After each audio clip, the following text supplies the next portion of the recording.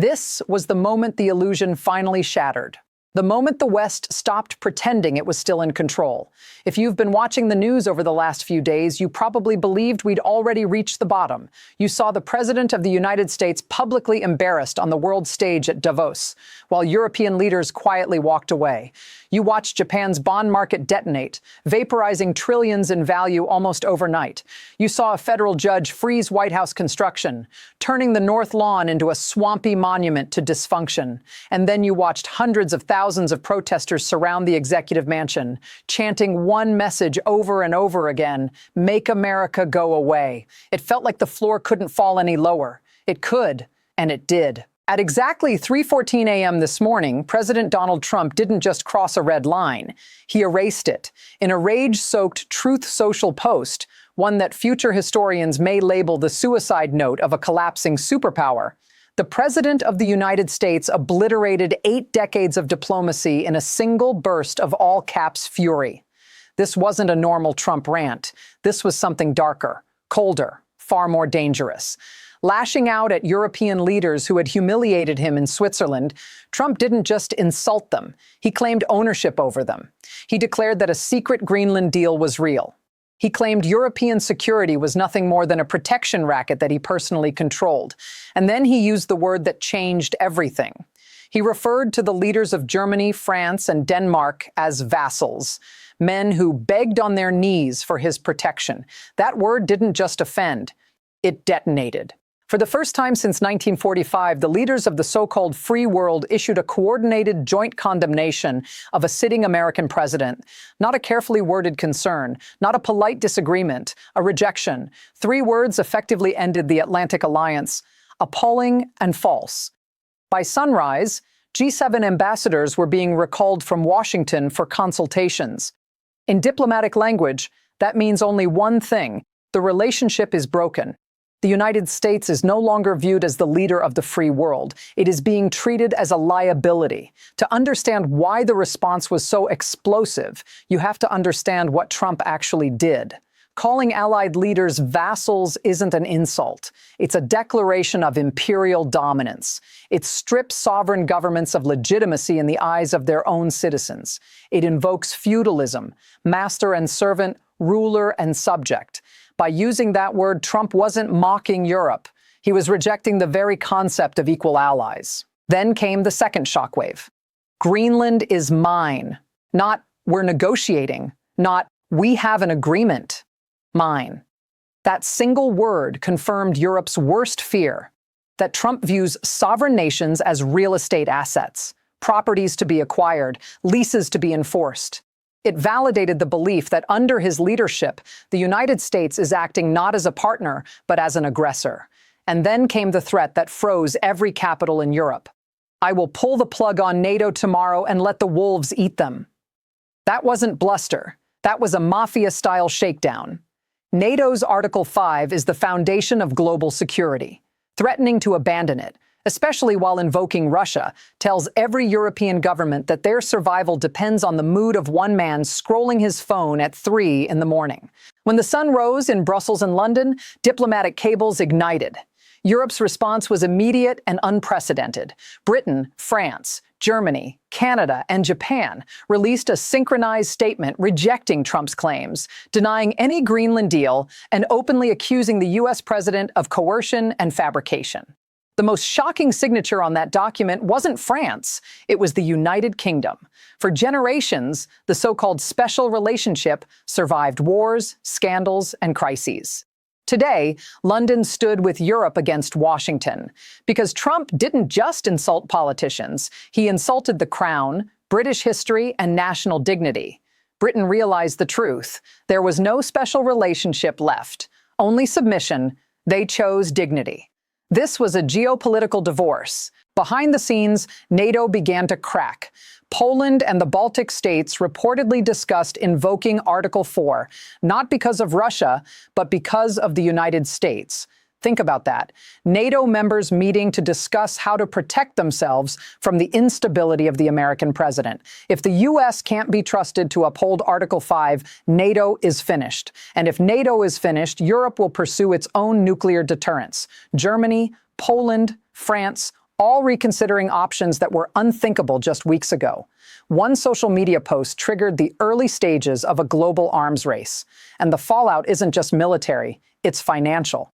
The European Union has begun quietly reviewing strategic economic ties with the United States. That's diplomatic code for sanctions. Europe's anti-coercion laws give Brussels the power to hammer American tech giants, restrict investment, and impose tariffs without WTO approval. Markets are already reacting. Tech stocks are bleeding. Retirement accounts are shrinking. The Trump discount has become a Trump tax. Meanwhile, Japan, the single largest holder of U.S. debt, is furious. If Tokyo retaliates by dumping treasuries, U.S. interest rates spike, housing collapses, and the economy suffocates. And back in Washington, a new phrase is being whispered in serious rooms: the 25th Amendment. Legal scholars, donors, and even Republicans are asking the unthinkable: is the president mentally and functionally capable of holding office? A man threatening global collapse via social media at 3 a.m., isolated from advisors, isn't projecting strength. He's projecting danger. Inside the White House, leaks describe a bunker mentality, loyalty tests, echo chambers, a president who sees betrayal everywhere and doubles down on delusion. That's how disasters accelerate. And while the West burns, the East is watching. Xi Jinping isn't tweeting. He's hosting summits, signing trade deals, quietly pointing at Washington and saying, "Look at the chaos." Trump's words have become China's greatest propaganda victory. The world isn't defeating America. America is defeating itself. At 3:14 a.m., the era of American hegemony didn't end with a war. It didn't end with a bomb. It ended with a post. Appalling and false. Those may be the words carved into the tombstone of this presidency. This is the image they swore we would never witness.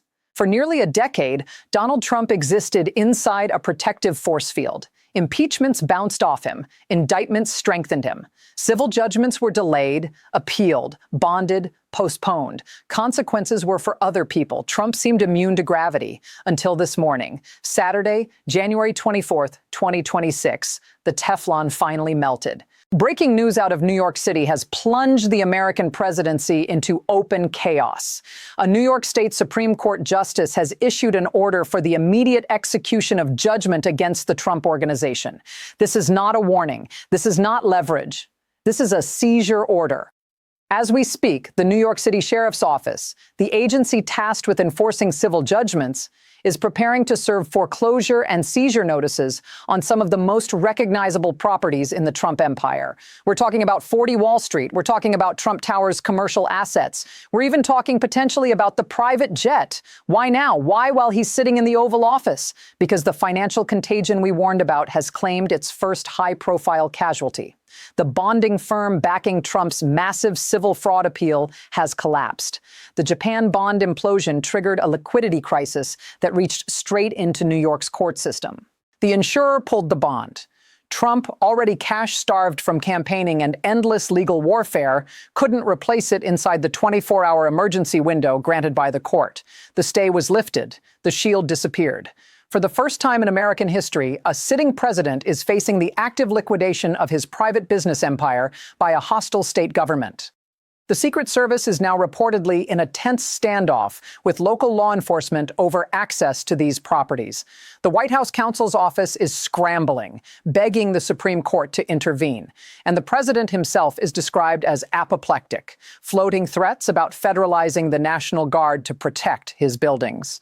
We are watching capitalism collide with the Constitution in real time. So how did this happen? It starts with the $464 million civil fraud judgment from 2024, the case brought by Letitia James. Trump appealed it to stop asset seizure. To do that, he needed a bond. A questionable insurer stepped in and guaranteed the judgment. For 2 years, that bond held. It was the dam holding back the flood. Then Japan collapsed. The yen carry trade unraveled. Trillions in liquidity evaporated in hours. According to leaked reports, the reinsurance consortium backing Trump's appeal bond was deeply exposed to Japanese commercial debt. When Tokyo imploded late Friday night, their balance sheet vaporized. Regulators forced an emergency de-risking. They informed the New York court they could no longer secure Trump's bond. They walked away. Normally, defendants get 30 days to find a replacement. But this is New York. This is Letitia James. And this is a judge who has lost all patience. The ruling was brutal.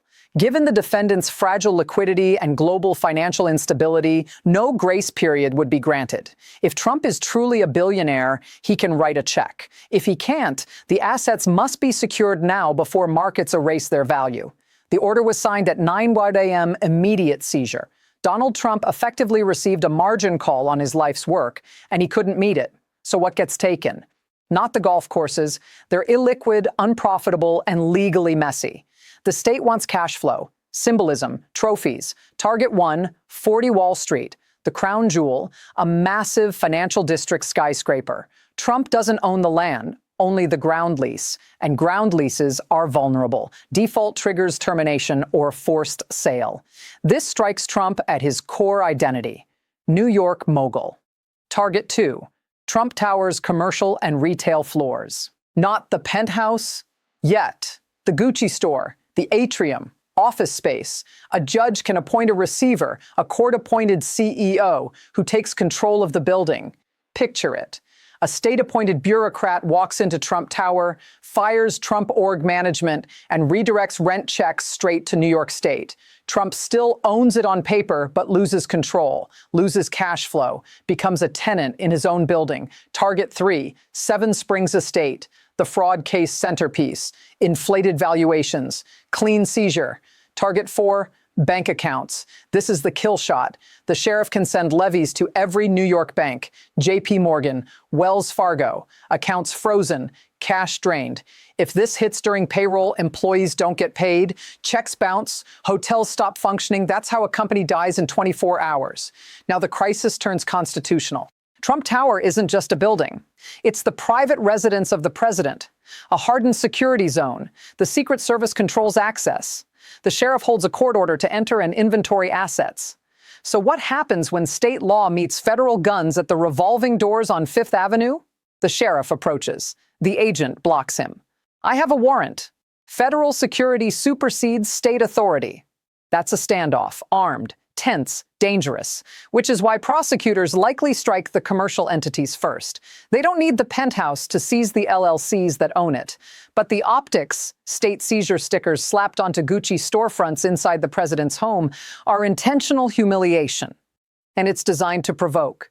If Trump orders the Secret Service to physically block enforcement of a lawful civil order, he enters obstruction territory. Trump will claim it's a coup by other means, an attempt to bankrupt the president to stop him from governing. Inside the White House, the mood is described as nuclear. Trump equates wealth with identity. Buildings are his children. This isn't legal. It's personal. He's demanding the DOJ intervene. He wants an emergency federal injunction arguing a sitting president is immune from civil asset seizure.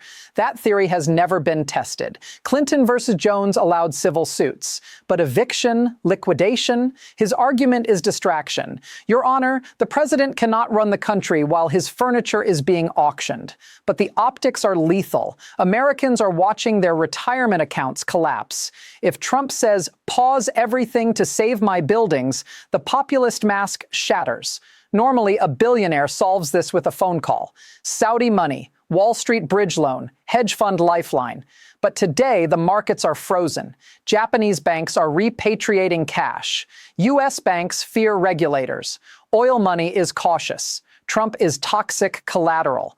Who lends $500 million to a president at war with courts, facing asset seizure, and staring down impeachment risk? No one. That's why this order is devastating. The judge knew Trump was illiquid. They struck at peak vulnerability, a financial decapitation strike.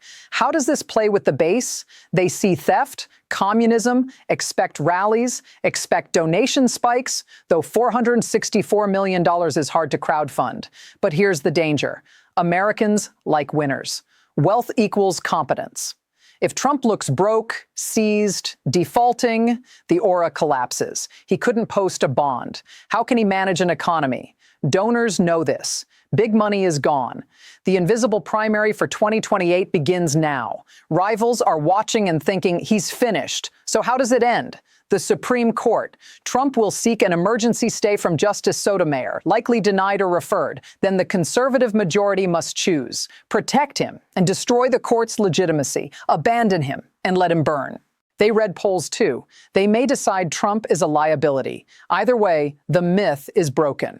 The billionaire is being treated like a foreclosure victim. Watch for receivers, bank levies, truth social meltdowns, and watch Japan's markets when they reopen. Because if the crash deepens, Trump's problems will look small. But for one man in the White House, watching his name stripped from the buildings that defined him, this is the apocalypse. The empire is under siege.